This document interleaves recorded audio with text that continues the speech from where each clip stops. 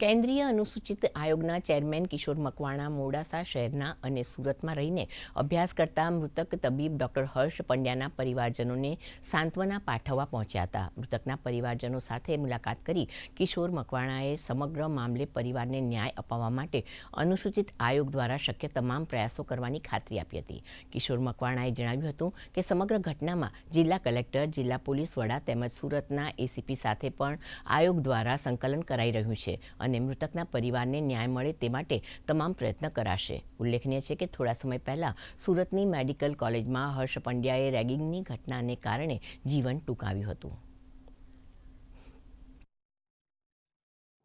સુરતની મેડિકલ કોલેજની અંદર એક હોનહાર જેના ભવિષ્યના સપના હતા એવા ડૉક્ટર હર્ષ પંડ્યા રેગિંગ જેવી વિકૃત માનસિકતાનો શિકાર બન્યા.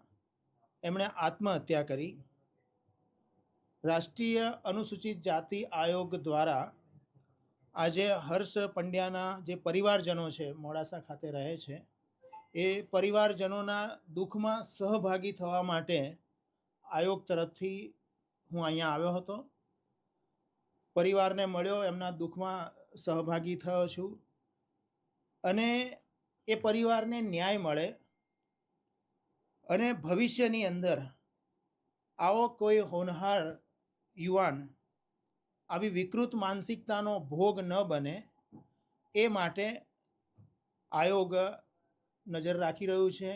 એ દિશામાં કયા પગલાં લઈ શકાય એ માટે પણ આયોગ વિવિધ સૂચન કરશે અને આ પરિવારને ન્યાય મળે એ જોવાનું કામ આયોગ કરી રહ્યું છે.